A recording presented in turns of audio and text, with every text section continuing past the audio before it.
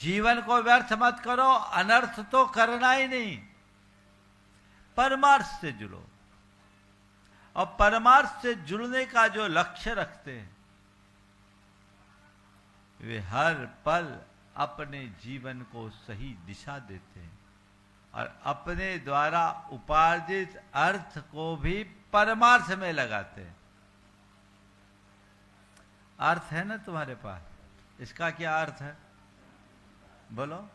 ये अर्थशास्त्र है ना, जानते ही आप लोग। तो इस अर्थ का अर्थ क्या है? अर्थ का अर्थ केवल इतना है, उपयोग उपभोग, बस। क्या है? उपभोग और उपयोग। जितना आवश्यक हो उपभोग करो, बचे का उपयोग करो। उपभोग करो, कितना उपभोग करोगे? अधिकतम कितना उपभोग कर पाओगे? उपभोग की एक सीमा है, कितना खाओगे, कितना पहनोगे, क्या खाओगे, क्या पहनोगे। हाँ, 5 करोड़ से 25 करोड़ हो जाए, चाहे 50 करोड़ हो जाए, चाहे 100 करोड़ हो जाए, अगर देखा जाए तो 50 करोड़ वाला और 500 करोड़ वाला सब एक सी हिसाब से चलता है। वह भी BMW में घूमेगा, ये भी BMW के लेवल की गाड़ी में घूमेगा। वो भी बिजनेस क्लास में जाएगा, ये भी बिजनेस क्लास में जाएगा। वो भी वैसे ही सूट में रुकेगा, वो भी वैसे ही सूट में रुकेगा।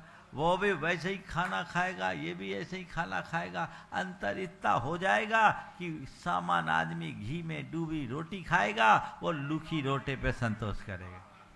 अंतर तो ये है। एक बार एक सेठ भोजन करने के लिए बैठा, रसोइये ने थाली रखी तो एकदम चिल्लाते हुए कहा, ए रोटी में इतनी घी क्यों?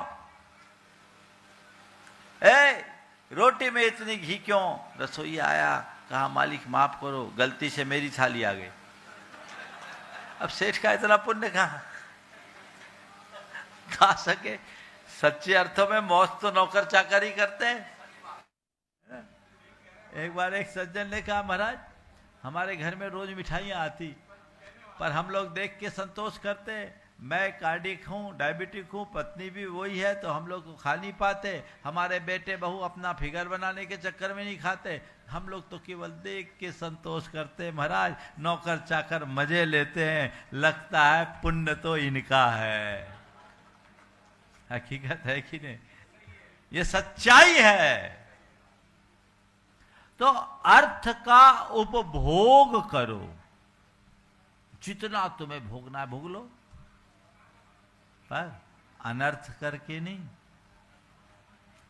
अपने जीवन के गुजारे के लिए अर्थ को नियोजित करना उपभोग है, चलेगा। लेकिन सुरा सुंदरी के चक्कर में पैसे को बर्बाद करना अनर्थ है। अनर्थ कभी नहीं होना।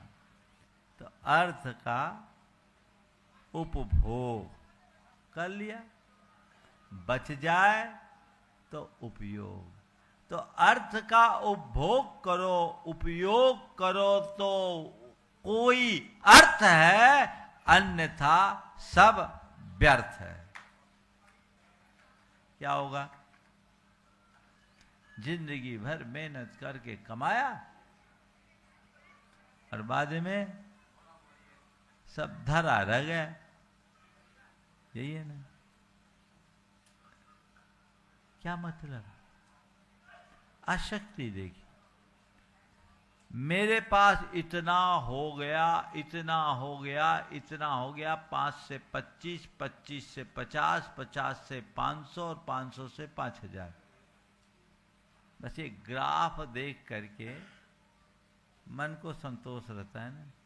हाथ में कुछ है, ये प्रॉपर्टियाँ, ये प्रॉपर्टियाँ, ये प्रॉपर्टियाँ, ये प्रॉपर्टियाँ, यहाँ इतना इन्वेस्टमेंट, यहाँ इतना इन्वेस्टमेंट, यहाँ इतना इन्वेस्टमेंट, ये सब कहकर अपने मन को संतुष्ट करते हो। क्या तुम उनका उपभोग कर पा रहे हो? क्या तुम उनका कोई उपयोग कर पा रहे हो? एक दिन मर जाओगे, फिर क्या बचेगा? मेरी मेरी मेरी मेरी, क्या तेरी? कुछ है?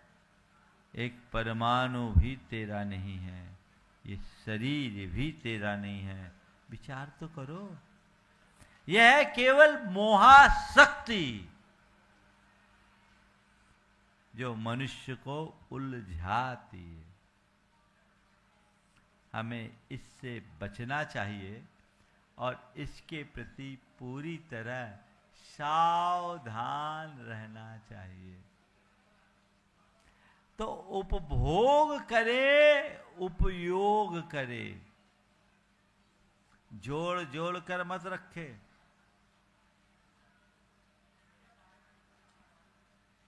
गुरुदेव ने एक बहुत अच्छा हाइकू लिखा, कुंडली मार कंकर पत्थर पे क्या मान बैठे। कुंडली मार कंकर पत्थर पे क्या मान बैठे हो, तुम्हारे साथ जाएगा, सब धरा रह जाएगा। तो मुझे अपने अर्थ को अर्थ देना है, व्यर्थ नहीं गंवाना। ये धारणा मन में सबको रखना चाहिए।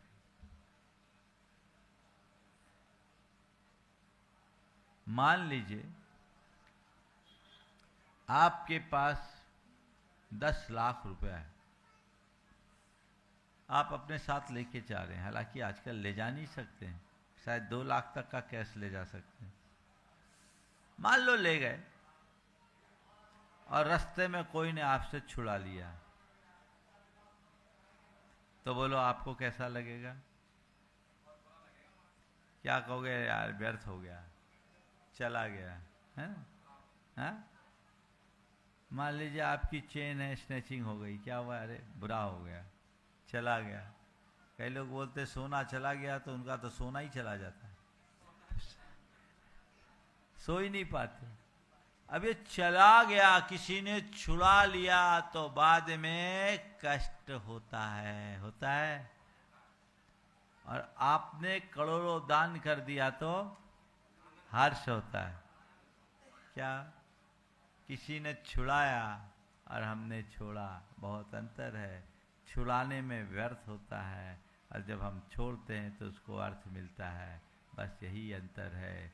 ध्यान रखो, तुम्हारे पास जो तुम्हारे द्वारा जुड़ा हुआ है उसको छोड़ दो, लगाओ अच्छे कामों में, उसे अर्थ दो। अन्यथा काल एक दिन सब छुड़ा लेगा, फिर वो व्यर्थ हो जाएगा। जजनीन दोस्तों, अगर आपको मेरी वीडियो अच्छी लगती है तो प्लीज़ मेरे चैनल को लाइक, शेयर, सब्सक्राइब करिए और इसी तरह से अपना प्यार देते रहिए। धन्यवाद।